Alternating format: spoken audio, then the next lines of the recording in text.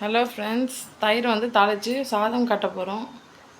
First அதுக்கு முன்னாடி மிளகாவை, இது வந்து ஊறுகாய் மிளகான்னு சொல்லுவாங்க, இந்த மிளகாவை பொரிச்சுக்கலாம். தயிர் சாதத்துக்கெலாம் ஊறுகாய் மிளகா ரொம்ப டேஸ்ட்டாக இருக்கும்.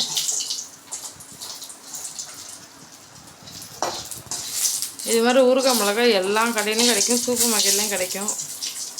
நீங்கள் வாங்கி வச்சுக்கிட்டு உங்களுக்கு வேணும்னும் போது எண்ணெயில் போட்டு பொரிச்சு எடுத்துக்கோங்க.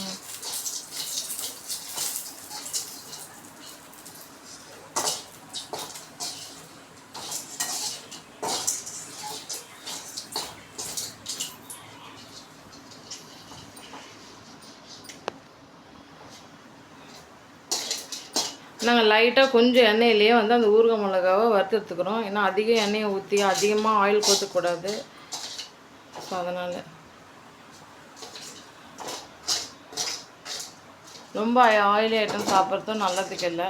ஸோ அதனால் லைட்டாக கொஞ்சம் ஆயில் வச்சு நாங்கள்லாம் நல்லா வறுத்துக்கிறோம். பாருங்கள், அந்த ஊறுகாய் மிளகாவை ரெடி பண்ணிக்கிறோம்.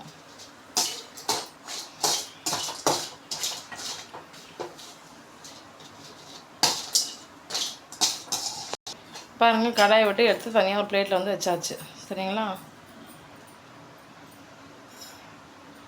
இப்போ அதே கடாயில் எக்ஸ்ட்ரா கொஞ்சம் ஆயில் ஊற்றிக்கலாம். கடுகு போட்டாச்சு.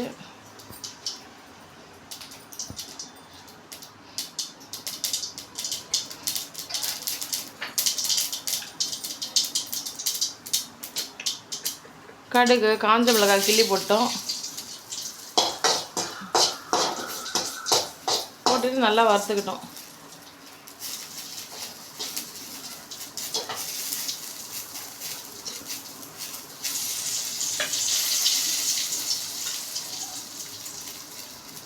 அதுலேயே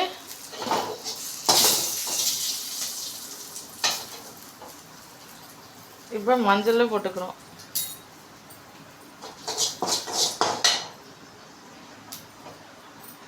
இப்போ கேஸ் ஸ்டவ் வந்து ஆஃப் பண்ணியாச்சு. ஆஃப் பண்ணிவிட்டு இப்போ நாங்கள் என்ன பண்ணுறோம் அப்படின்னு பார்த்தீங்கன்னா, தயிர் அதில் ஊற்றிட்டு கொத்தமல்லி கருவேப்பிலாம் தூவிட்டோம்.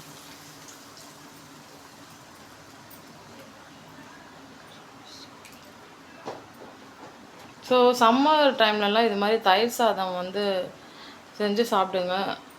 ரொம்ப குளிர்ச்சியாக இருக்கும். சம்மர் சீசனில் உடம்புக்கு ரொம்ப நல்லது. ஸோ இப்போ சால்ட் வந்து போட்டுக்கலாம்.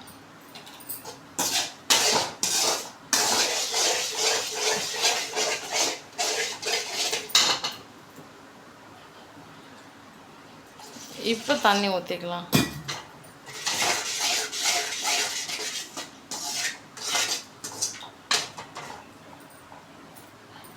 இப்போ வந்து ஒரு மோர் குழம்பு வச்சா லெவலுக்கு வந்திருக்கு. ஃப்ரெண்ட்ஸ், டேஸ்டியான ஒரு மோர் குழம்பு ரெசிபி செஞ்சுருக்கோம். மோரை வந்து தாளிச்சிட்டோம். சரிங்களா? அதாவது தயிரை வந்து தாளித்து தண்ணியை ஊற்றி மோராக்கி வச்சுருக்கோம். மஞ்சள்லாம் போட்டதுனால நல்லா எல்லோயிஷ் கலரில் இருக்குது. மஞ்சள் சேர்த்துக்கிறது உடம்புக்கு ரொம்ப ரொம்ப நல்லது. இது கூட அப்படியே சாப்பாடு சூடாக வடித்த சாப்பாடு போட்டு சாப்பிட்டிங்கன்னா ரொம்ப நல்லாயிருக்கும், டேஸ்டியாக இருக்கும். இந்த வீடியோ பிடிச்சிருந்தால் லைக் பண்ணுங்கள், உங்கள் ஃப்ரெண்ட்ஸ் அண்ட் ஃபேமிலி மெம்பர்ஸ்க்கு ஷேர் பண்ணுங்கள். இந்த சேனலை ஃபஸ்ட் டைம் பார்க்குறீங்க அப்படின்னா சப்ஸ்கிரைப் பண்ணி வச்சுக்கோங்க.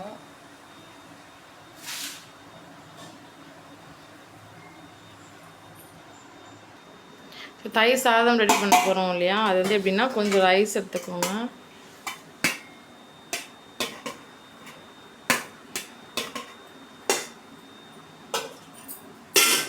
சூடாக வடித்த சாப்பாடு ஆவி பறக்கிறதுக்கு. ஓகே,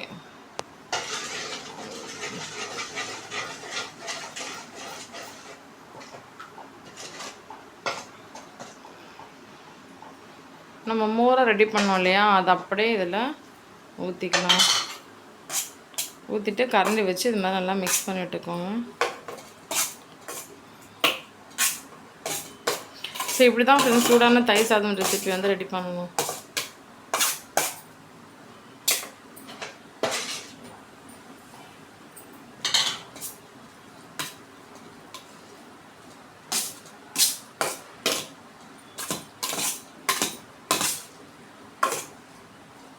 இதுலேயே நிறைய தண்ணி ஊற்றுனா மோர் சாதம் ஆகிடும்.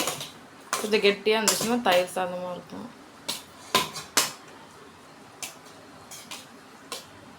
ஸோ இது மாதிரி செஞ்சு நீங்கள் வந்து லன்ச்சு கூட பேக் பண்ணி எடுத்துகிட்டு போகலாம்.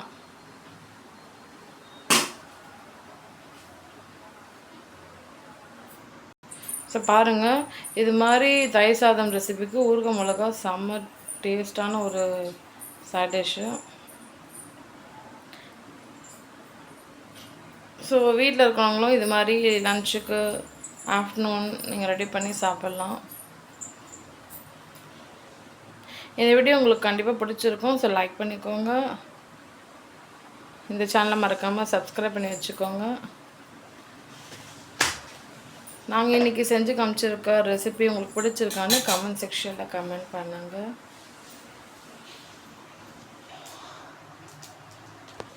Thank you so much for watching.